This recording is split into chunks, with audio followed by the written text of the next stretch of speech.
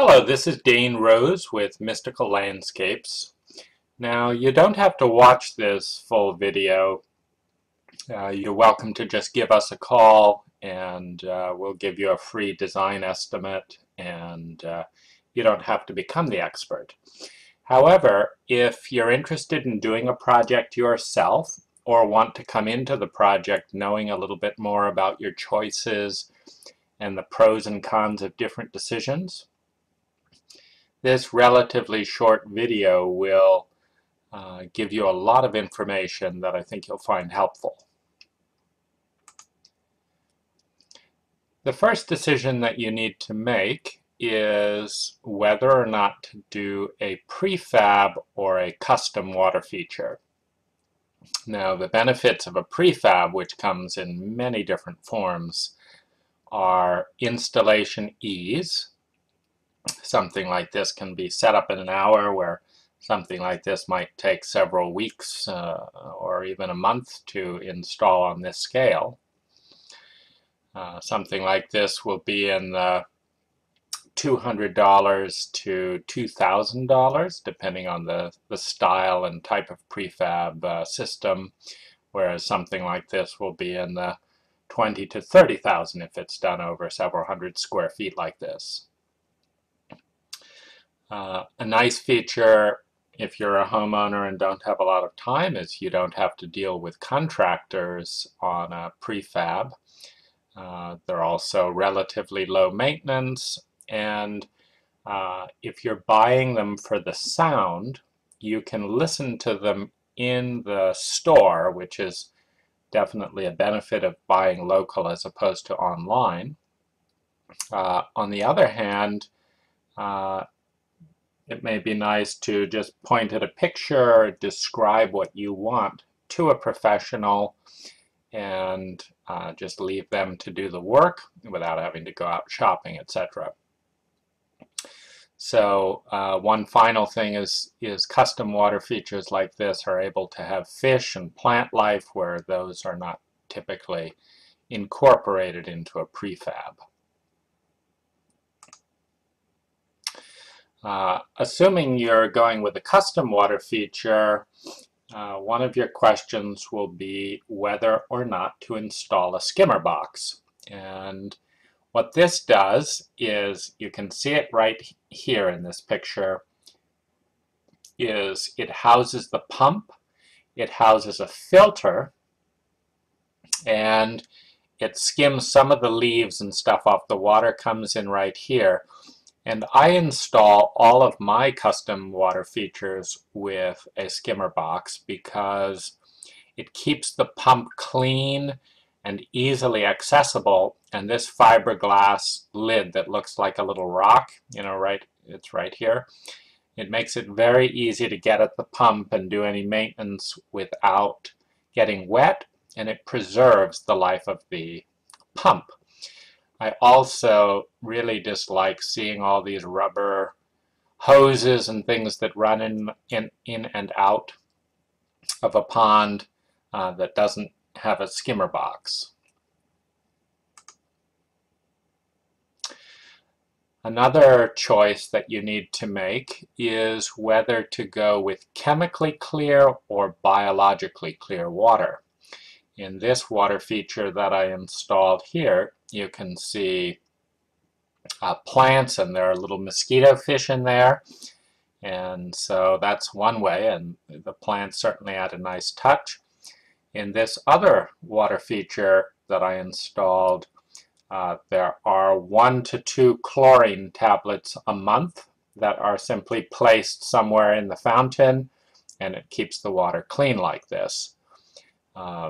I don't know exactly what dosages are toxic to animals and birds and fish, but certainly drinking out of a biologically clear water will be better tasting, if not healthier, for any animals or pets. And there's also the fact that you're not putting chlorine out. I feel the chlorine in the water myself when I stick my hands in a pool like this.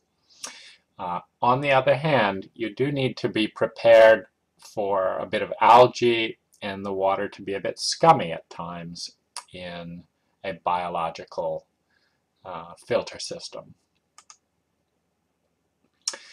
You've also got a couple of options to go between for your liner.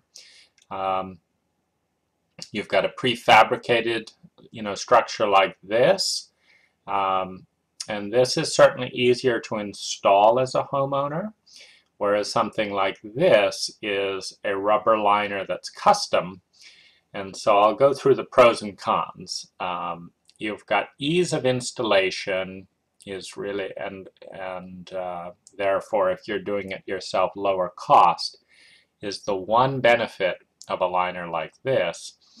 However, this is not as deep as this, and will, if you have fish, the raccoons will be able to eat your fish.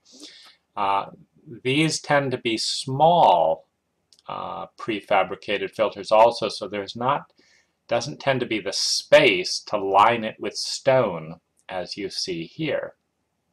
So it's very rare that I use a prefab liner for that reason. I like the flexibility of putting in a rubber EPDM membrane. You can see how the skimmer box is hidden below here and how that works. It pumps the water around underneath and into what would be a Purifalls type filter, or I usually just build this myself out of rock. And then you have the option, this can be dry stack in here, or it can be mortared. And it depends on whether you want it to be a bit of a wading pool, or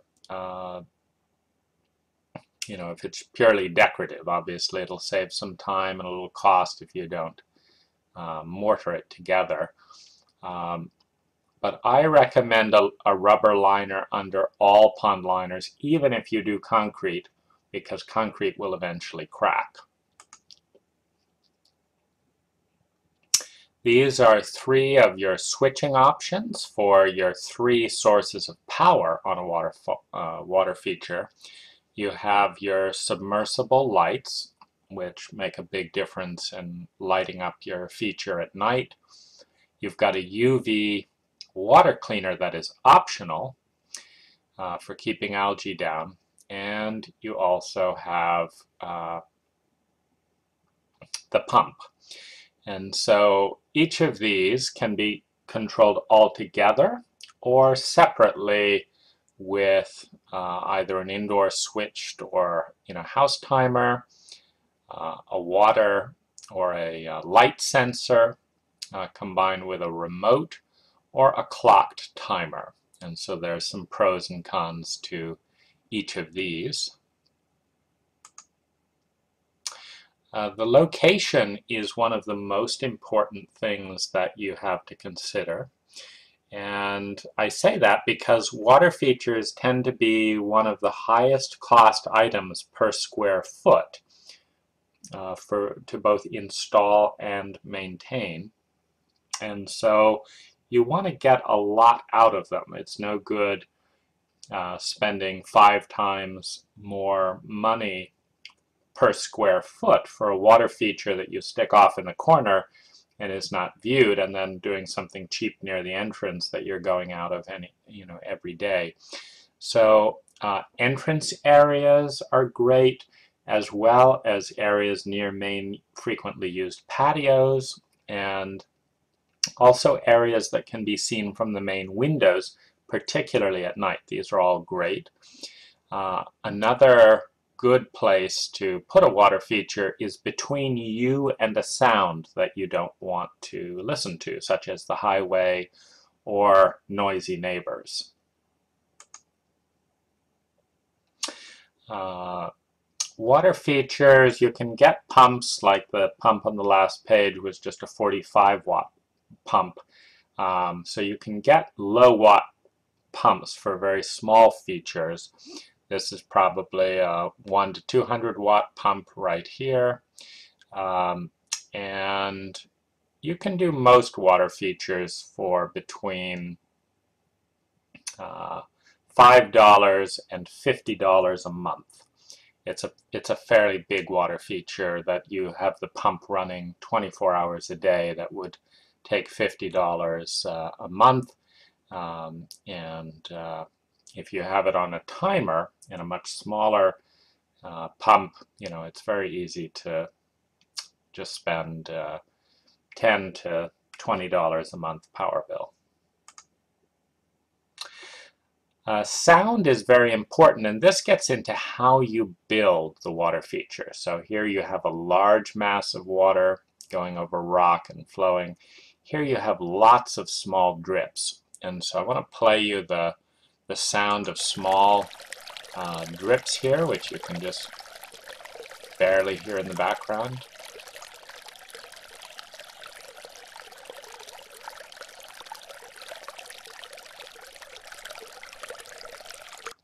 Now this is incredibly soothing and relaxing. It's a wonderful, background noise. It's a wonderful place to go in a quiet area, just to enjoy and get in touch with yourself. So that's, small, and you'll get that from dripping lots of little water through moss or from a number of rock locations in a waterfall.